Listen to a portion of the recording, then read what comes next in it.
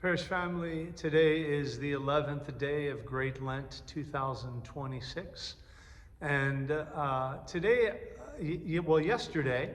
I was going to talk about the book of Psalms and the Great Compline, and I wound up talking about the pre-sanctified liturgy. Today, what I want to do is I do want to talk a little bit about the book of Psalms and a little bit about the Great Compline and sort of their relationship to Great and Holy Lent.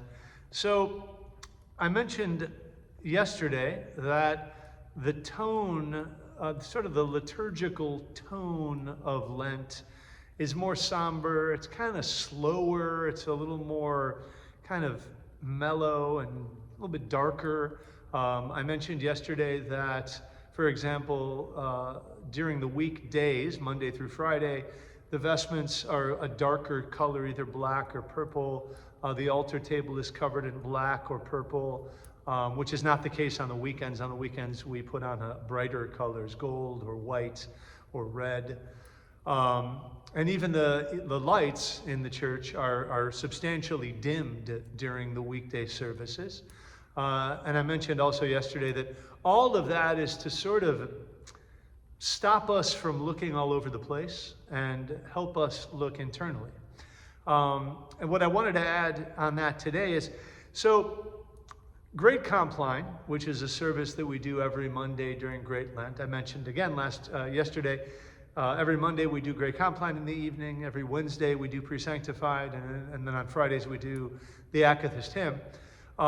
And Great Compline is really just an evening prayer service.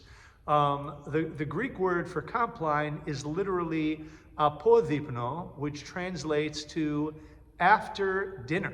So in the monasteries, and the church here, I guess, but at least in the monasteries, they literally have dinner, and then they go to the church, and they do the Great Compline, the apodipno. And really, there's no sacrament, there's no Holy Communion or unction or anything that's sort of given out. It's just an evening prayer service. In fact, it's an evening prayer service that if, a pious person could, even if they weren't ordained, could do during Great Lent every weekday night in their house. It's not, you don't need a priest, it's just a prayer service.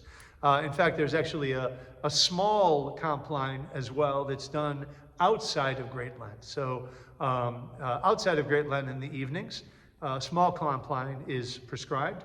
And then during the weekdays of Great Lent, Great Compline. And Great Compline is much longer. I mean, small compline takes about 15 minutes. Great Compline takes about an hour.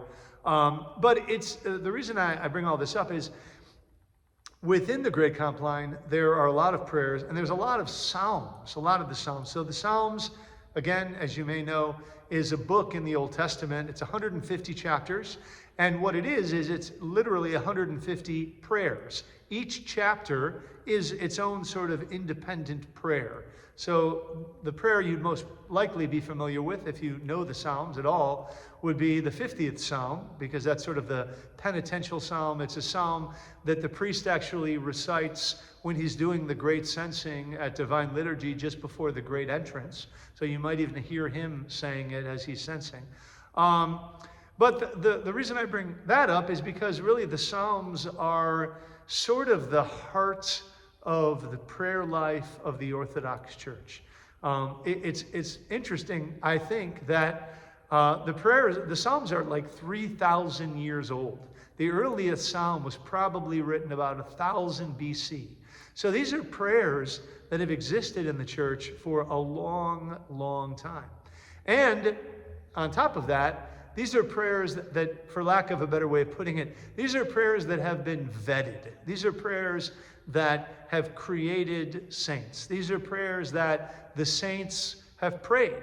And so the reason we do the Great Compline, and the reason we have all the Psalms, and we do the Psalms even generally, is that they make us holy, right? So if we want to be holy, if we believe that the church is sort of the font of holiness, which hopefully we believe, then what we should also believe is that the services, whether they offer Holy Communion or they're just prayer services, The services have that same effect. So when we come to Great Compline, again, there may not be any communion, there's no sacraments at the Great Compline, but when we come, we sort of put ourselves, maybe one image would be, it's like putting yourself it's like taking a piece of fruit maybe, and putting it in a pot, and putting the lid on, and then putting some aromatic liquid inside the pot, and heating it up, right? And as time goes on and the liquid heats up and the time passes,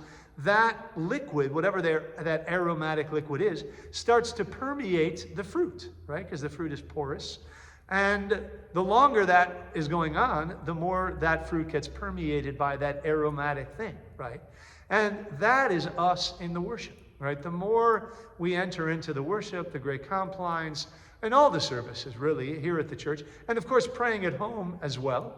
But the more we do that, the more that scent of holiness, right, the aroma of holiness is able to permeate us, right? And that's what makes us holy. That's what makes a saint, right? So a saint is really just somebody who has been in the life of the church, in the worship, in the prayers, reading the scriptures, done it so much that it's just permeated the entirety of their life, right? And that's what we want. That's what we want for ourselves.